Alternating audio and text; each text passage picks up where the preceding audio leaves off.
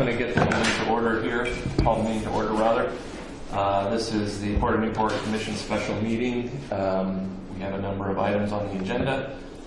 We will start out with initial public comments here. I do have some comments that are specific to the agenda, which we'll get to in just a second. But if there are anyone would like to make a public comment here, they're welcome to do that. Otherwise, we'll get rolling. Yes. I'd like to make a public comment. Sure. To item number 3, your strategic business plan. We will get to that, Fred. This was a sort of new system we had so that people could interject comments within the agenda, so you'll have that opportunity.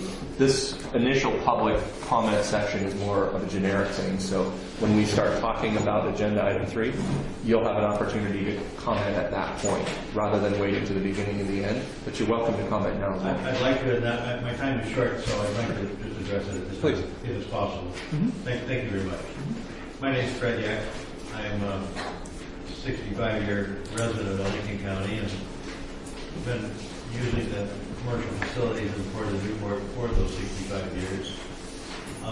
Currently, I'm one of the owners of a 124-foot catcher vessel that's a trawler that's been based here since the mid-'80s. And,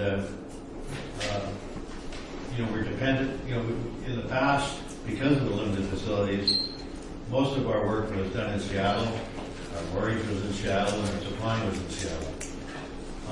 Given the recent turn of events with the terminals, much safer mortgage and many more capabilities here, and with the advent of new shipyards in Oregon, for the last 3 or 4 years, we are 100% here. We don't take our money to Seattle anymore.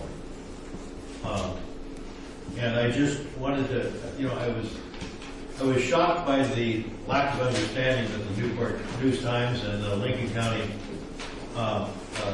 County News reported recently about this topic of the terminals and the new subject of the plan, because obviously those newspapers and news people don't understand the significance of the fishing industry and the usage of that terminal facility. They think it's a few old fishing boats tied here with some old gear stored up in the parking lot. I was watching the terminals yesterday. There's six trawlers are parked in there. These boats aren't old fishing boats. These are, on the low side, these vessels have a steel economic value of $3 million, upwards of $10 million each vessel.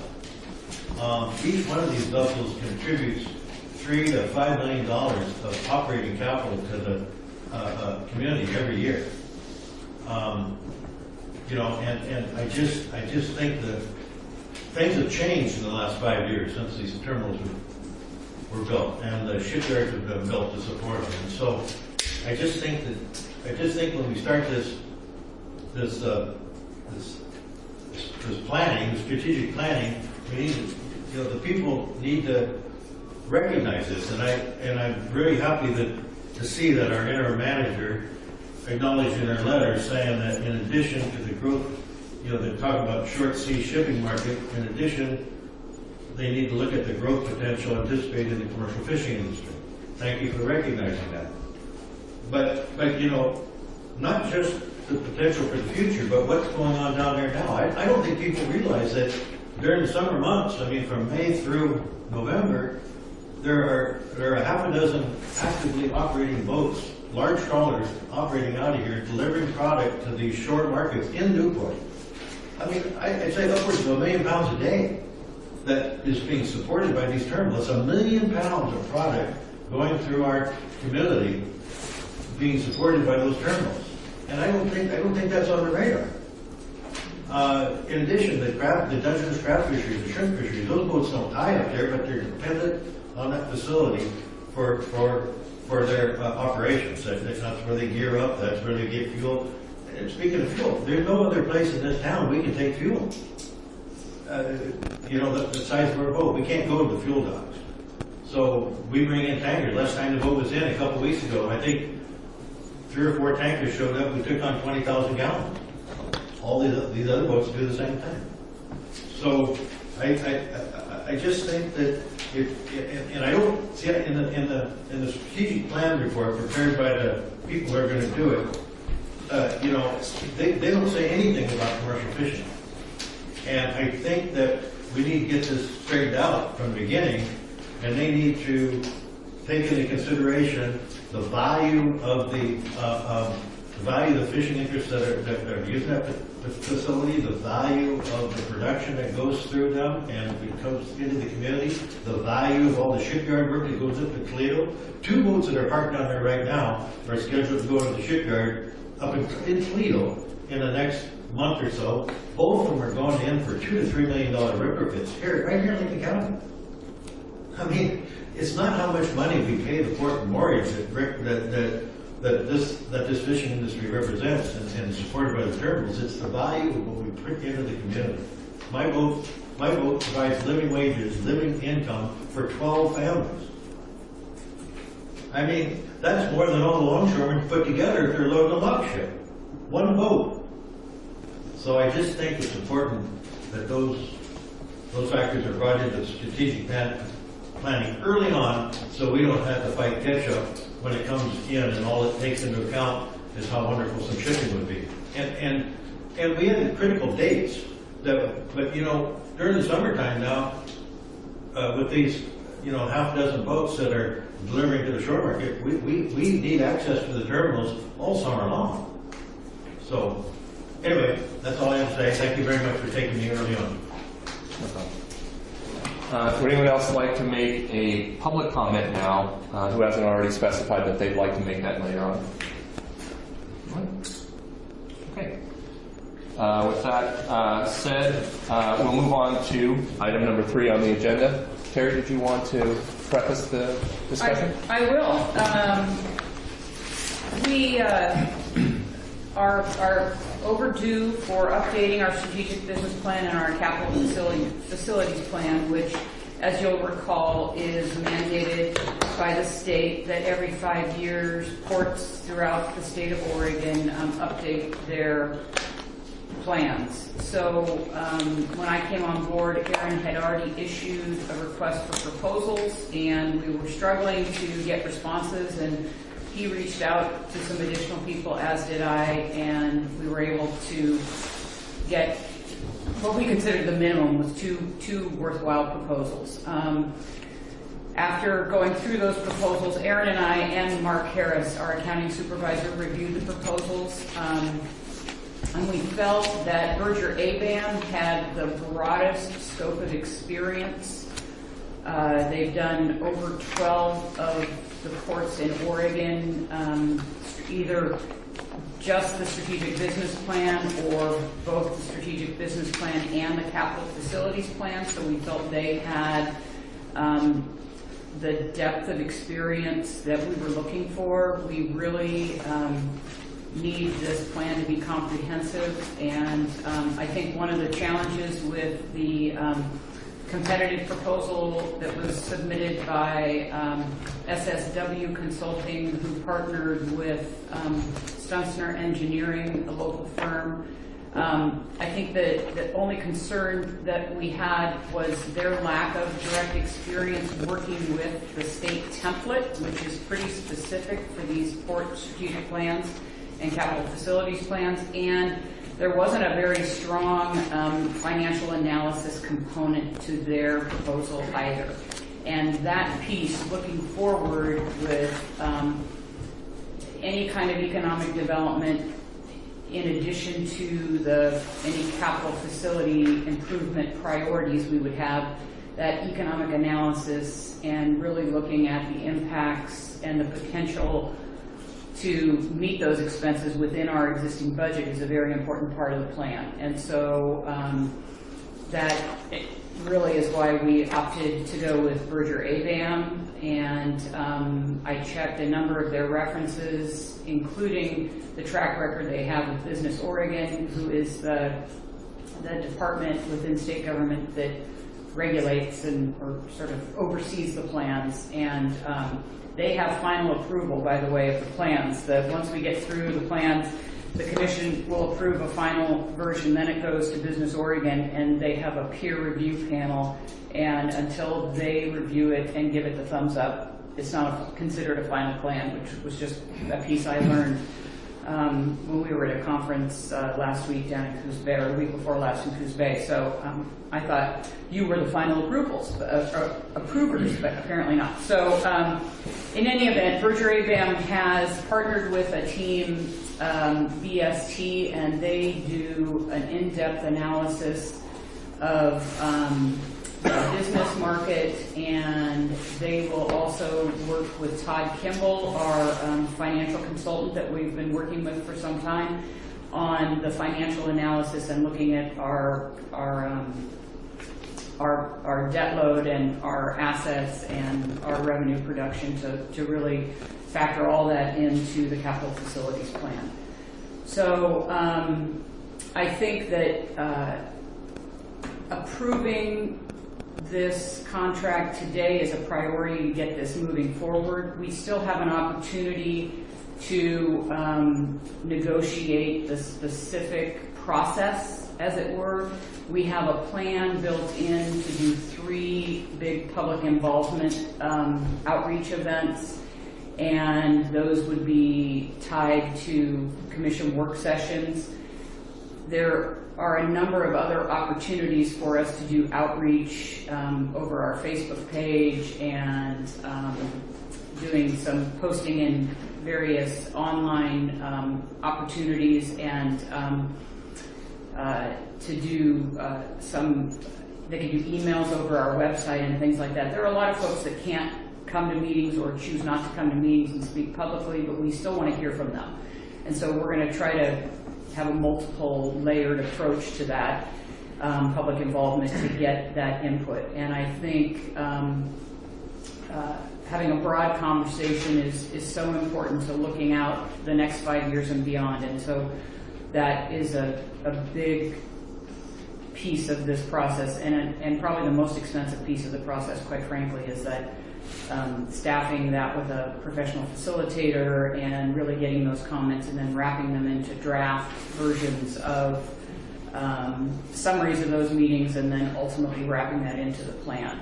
So Berger ABAM is also, just to be transparent, they're also doing some work right now evaluating the rogue seawall on their engineering team. They have a broad scope of professional capabilities within their firm, and so they do a lot of work with ports, and so having that overlap is not unusual. I just wanted you to be aware of that so that it wasn't a surprise. So I would be happy to answer. Oh, and I do want to say that we have, in the packet, we had a couple of versions of the proposal from Berger ABAM. After we considered their original proposal, I had some conversations with Commission President Lamberton about asking this firm to take a deeper dive on the terminal specifically and what our future plans would be for the terminal. And so we asked them to add some work in on that. And so that's why you see two proposals from that firm in the packet. And as I said, I think we still have some room to sort of formulate those interactions and that piece of work based on how we'd like to see those outcomes. So that's the great thing about proposals, that you can move things around and change that a bit based on what you really want to see. And as we go through the process, we'll have a not to exceed amount, but as things move forward, we can move things around and change the format a bit based on how we're feeling about how the process is going and how the interaction is going with the public and the input we're receiving. So there is some flexibility built into the proposal process, which is a really nice aspect of that. So I'm happy to answer any questions about that. Yeah, and before we get into the public comments on this, I'd just like to hear from any of the commissioners on this. I will put a little more context into this, that I think it's important to underscore that the strategic business plan encompasses the entire port. And so these guys are going to be looking at they're going to take a broad brush stroke on everything associated with the port. I think in our last meeting packets, I suggested that the port staff put in the one from 13 to give us also some perspective on that as well. And I think the deeper dive into the international terminal was really to allow, and I think Terry touched on this, I think the idea of having more of a professional facilitator, people that have gone through a lot of these kinds of strategic plans and that have the expertise and background, especially in terms of looking effectively at market analysis, looking at everything in a holistic perspective as it relates in that particular issue to the international terminal. And again, they're just going to provide us with recommendations. It's not like this is what thou shalt do. This is about putting some experts on this to get a fresh set of eyes on this and provide us with some expertise based on their background. So with that, I'll start down here. Jeff, thoughts? Yeah, I appreciate Terry and then Stuart with the other piece being the methodical approach in the selection, and broadening the scope certainly seemed appropriate, and so I appreciate the decision making to come to arrive at that. And so not all looks good to me. There's a mention of a project manager from the port side. Who would that be? That would be me. Okay. Yeah. All right. And I saw 6 months. Also said there was something about 4 months. I assume it's a 6 month. Well, I'd like to see a product in 4 months. Okay. If we can do that and do the quality work we need to do. The timeline jumped from 4 months to 6 months, and I'm not really certain that we need to take quite that amount of time. I'd love to see this done in February. They're ready to start. He called me this morning. Have you had your meeting? Are you ready to go? So they're ready to get rolling. And I realize the holidays may slow us down a little bit, so 6 months would be the top end, but I really feel it would be great if we could deliver a product that people were comfortable with by 4. Okay. No, I think that's great. Todd Kimball's involvement, that was going to be one of my questions. That sounds good. So I also appreciate the focus on the community outreach, because I really believe that's going to be huge, because we have a very complex port, and also broadening the scope of the international terminal. There's just a lot of information that needs to be understood to really have valuable input. There's a lot you have to understand there. So I think the stakeholder input, a broad array of stakeholders, is going to be very important to the process to get the good information to have a good product. So thank you for all that. Walter. Thanks, Jeff. This is my second go around with them. They did a good job the first time. I think they'll do a good job the second time. So looking forward to working with them. And prepare to roll up your sleeves, guys. What? Roll up your sleeves. It's a lot of work. Yeah. Well, we're used to that. Sarah. Okay, so the 60,000 doesn't include Matt Kimball's pay? Todd Kimball's pay? No, I would anticipate that, I mean, we have him on contract currently, and I don't see a huge increase. Maybe a few special reports he would prepare for us. Okay. Yeah. And then on the commercial fishing marina, the yacht club and the marine captain's charters, Pacific Seafood, I guess I don't know what we use. You know, I think that was their original proposal, and they made an error. I don't think it's anything more than an error. Okay. I fixed my copy. And then also, on that same page 23 of 72, cargo dock, 1.5 miles in from ocean entrance, 10 acres of vacant industrial land with all utilities available for development. And then I just am wondering why we have non-port property in this, the 30 acres of bulk cargo storage available adjacent to the terminal. That's not anything we own. You know, I mean, it's certainly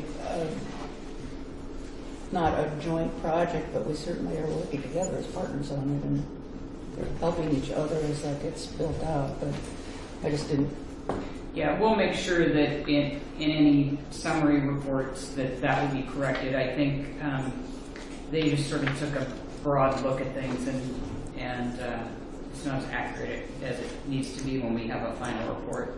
okay, that was it. But in some ways, it is an asset potentially that they would take Yeah. into consideration, whether it's ours or not. There's certainly a benefit to anyone that might utilize the national. Right. I mean, But, it's just, I don't know how or when,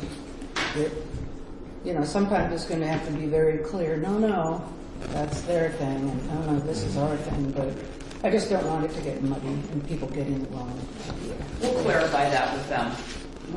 I should have mentioned that. I had a conversation with Scott Kyler, who is our project manager from Berger ABM, and I let him know that some of those things weren't 100% accurate, and we went back and make sure that he took those off, so we didn't get them. It's definitely part of the deal out there. Right, the broader picture. Yeah. Thanks. Kevin? Sure. I think we'll have lots of time through those work sessions to identify what we really want and what our contingency, our citizens really want. So I think that's really good. The initial scope looks fine to me. It's imperative to have this current for future grants and future funding. It's unfortunate that it's almost out of date now, so we're a little bit behind the 8 ball. So I think this fast tracking this now is what we need to do. So thank you for getting it going, all of you.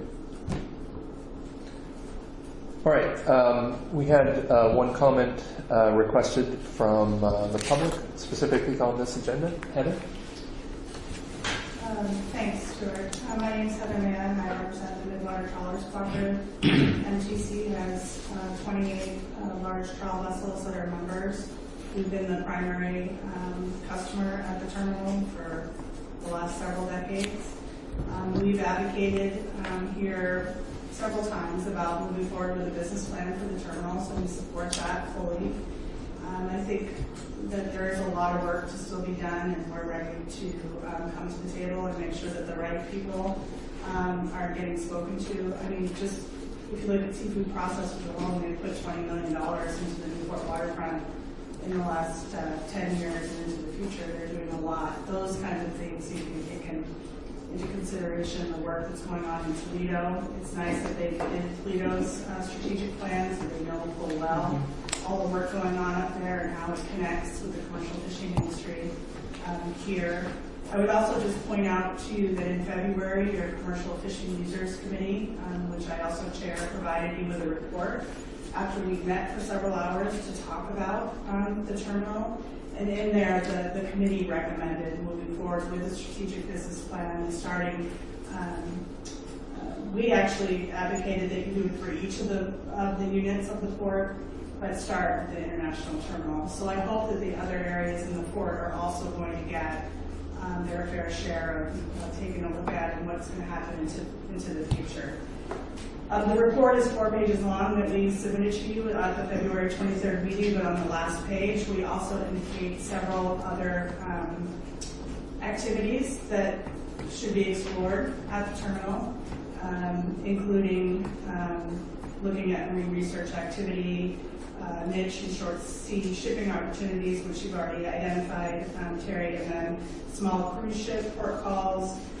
We've talked in the past about whiting motherships coming in here and unloading fish. There's a lot of activity that could happen. And so I hope that, in your report, you talk about looking at the growth of the commercial fishing industry. There are other things that can happen at the terminal besides shipping and direct commercial fishing. So hopefully that all gets taken into account. But we're supportive of your efforts in moving forward now, and are ready to help make sure the right people are always in the room. So thank you. Thank you. We didn't have any other comments at this point. There'll be another opportunity at the end of the meeting. If I may, I'm sorry, I neglected to put it in. Okay, we'll let it slide this time. Okay, my apologies. Ed Backus from Collaborative Fisheries Associates. I want to make sure from a strategic perspective, the port is part of the Urban Renewal District, and of course that's key on the development of the Plain Point at the moment. And you know, the discussion about whether the port could be a conduit financer of industrial development bonds is of course constrained now because we don't have a strategic plan.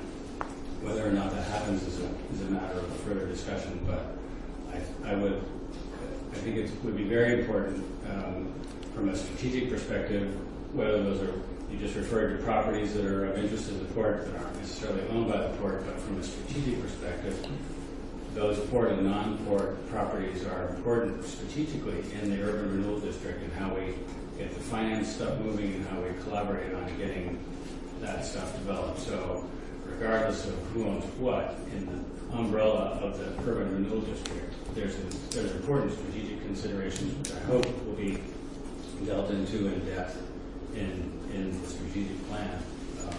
We did talk about that.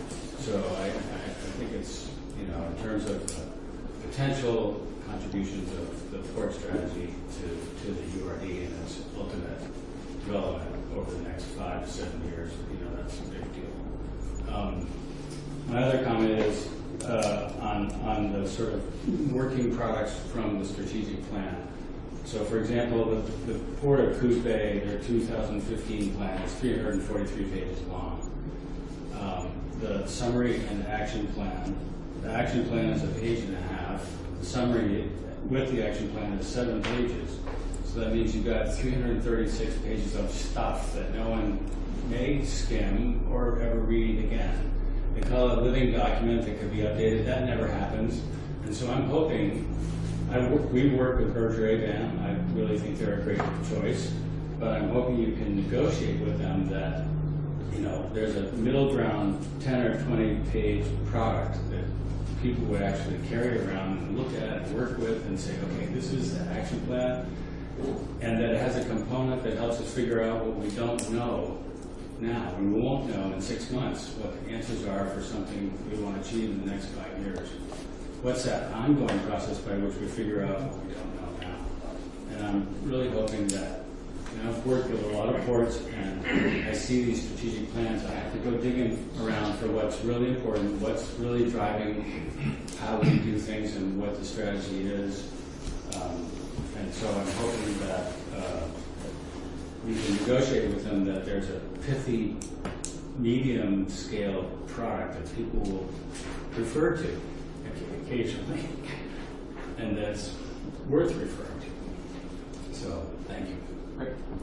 Would you mind at some point too just filling out one of our forms? I will.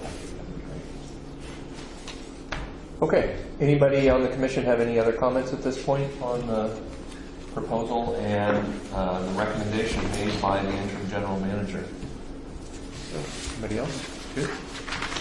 So I will entertain a motion.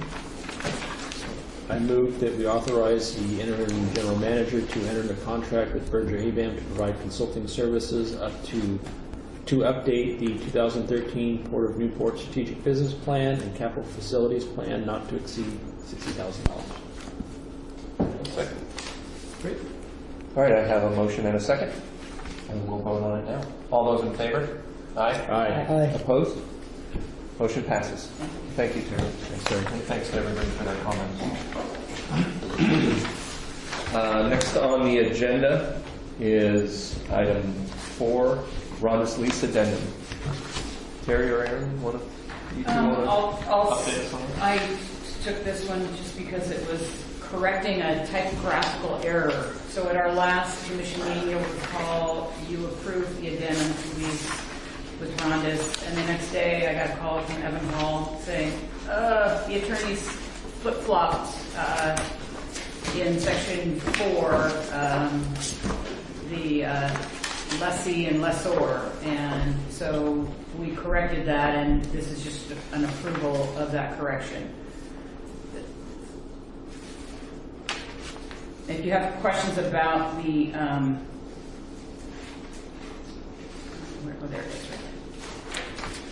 About that, in the staff report, it's section 4, it's about access for wetland mitigation and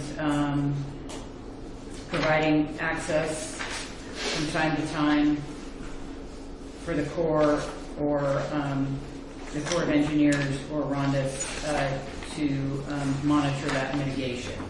And so it's just keeping that in place so that there's no problems continuing those monitoring activities. So it's just correcting a typographical error that was an unintended mistake. So lessee is the proper term on section 4. This is the fixed one. Yes. Yeah. The lessee shall provide is what we're Yeah. talking about as opposed to the lessor. Anybody have any other questions on this? And Terry, this is really informational. You'll just continue to move forward with it? Yes, absolutely. Well, we have to have a motion to approve because Approve it the was revised lease? correct. Or the, Correct. okay. And in terms of moving forward, the next steps, Aaron is working on the end of the lease for the gear storage area, which would end in June.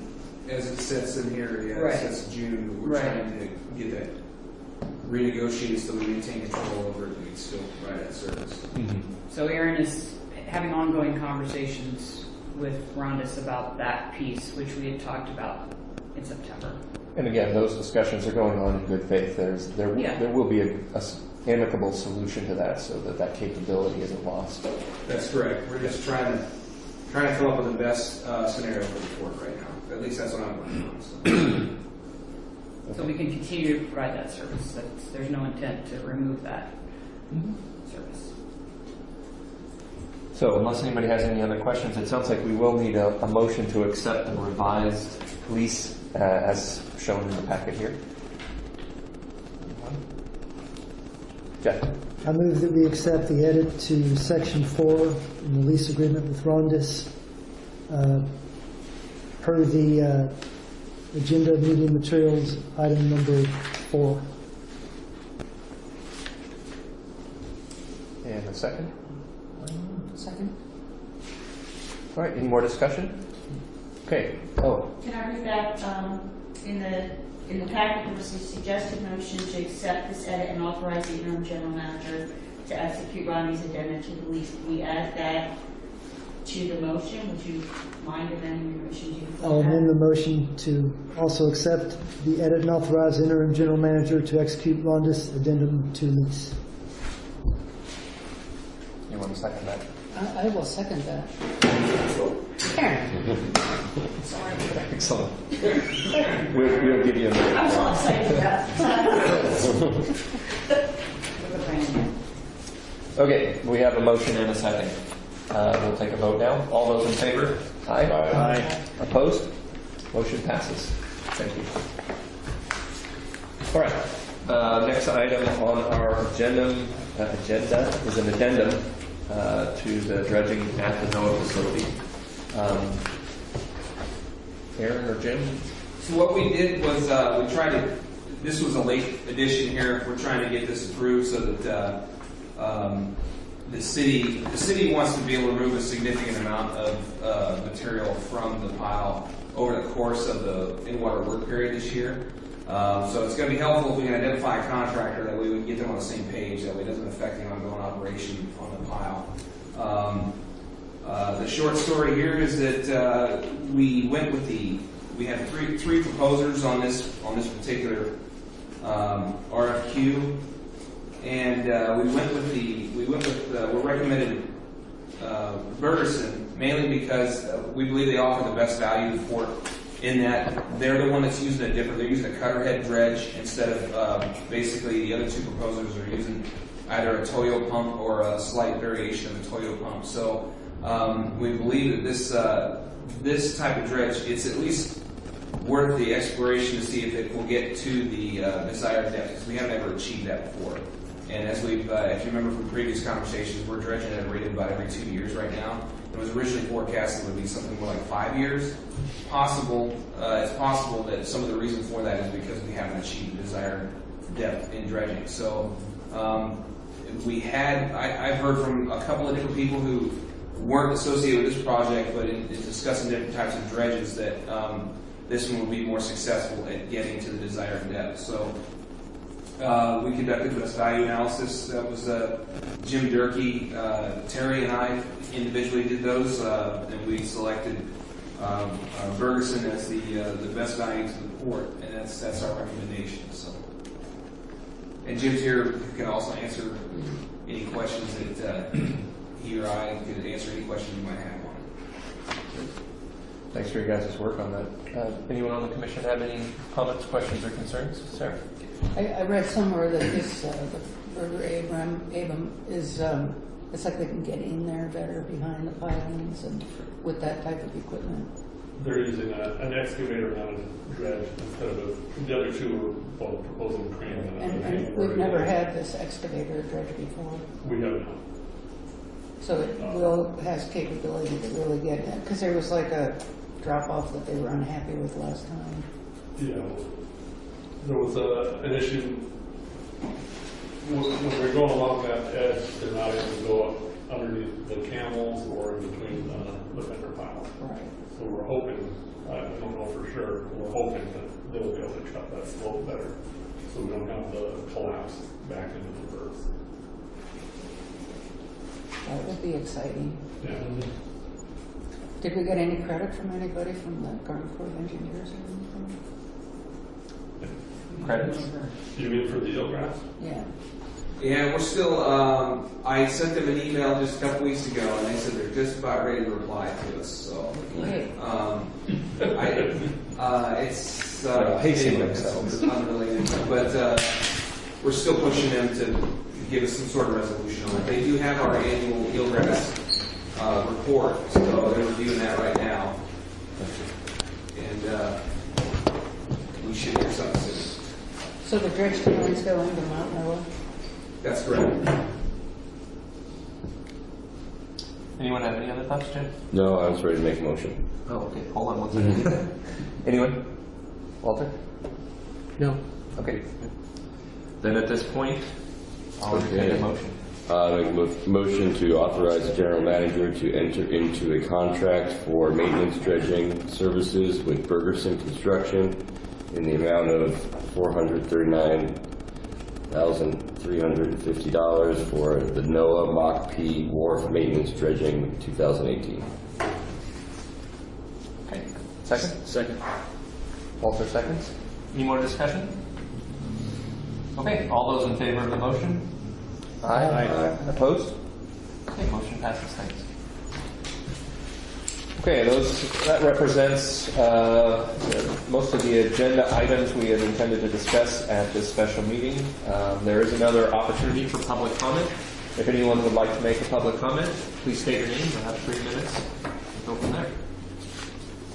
Anyone? Oh, yes. I just got a couple comments on the dredging. If we, with the NOAA, if we haven't spent $1 million about 5 years ago, Ken, we track of time, creating an eelgrass refuge and taking down the original seawall and all that, we might not have the dredging problem we have today.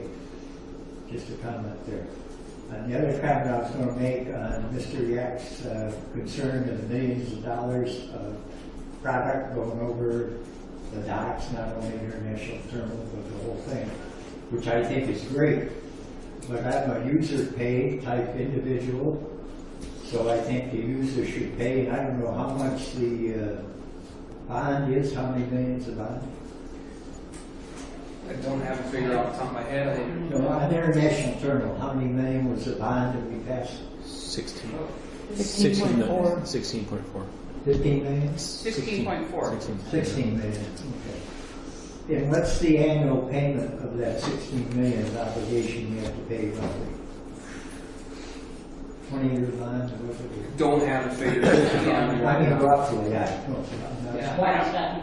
Mark's not here. He has all those numbers off the top of his head. That stuff's Well, available. whatever that is, you know, I think it's it's a like major 400. payment that the people in the district are paying, have to pay off the bond that we passed. And since I'm a user pay type individual, whether I pay sewer, water, electric, roads, whatever, I think the commercial fishermen should pay.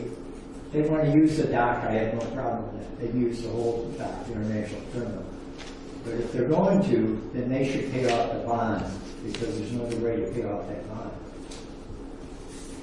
User pay is what I'm talking about. That's what I'm talking about. And I think the user pay should be considered in your strategic plan some way, somehow. A lot of money going across our docks that we're retaining when we at the port. It's going someplace. I don't know where it's going. Thank you. Yes. Jim Severs. I too am, I guess I sort of consider myself a user pay person. But I think we're losing sight of the fact that vast majority of that bond was to mitigate the Paisley mess. And that was the fisherman's fault. That to remove the Paisley, I don't know, it cost most of that $15 million to do that. I mean, it cost a lot of money. And I don't know who you blame for that. Blame the guys that put it in 50, 60 years ago. Don't blame the fishermen. I don't think the fishermen are going to be able to pay it off, you know, because that one of the issues I have, I guess, is that the fishermen are paying. You know, we pay with one of our boats. We pay $20,000 a year for mortgage and facility use, and that's a pretty good chunk of our income. If the fishermen had to pay for maintaining the facilities or the bonding or whatever the payments are, they'd never be able. You could charge them a couple $100,000, $300,000 a boat, and they'd never be able to take care of that. But I do agree, though. I'm pretty much a user pay kind of person. But I think we should pay what we're responsible for, not for what some of the businesses do. Thanks. Thank you. Anyone else? Yes, Heather. Heather Mann again from MTC. I would just also add that we are, Jim alluded to it, but over the last couple of fiscal years, the commercial industry that uses the terminal has paid nearly $500,000 to the port in revenue for mooring and services out there. It's not like we're using the dock for free.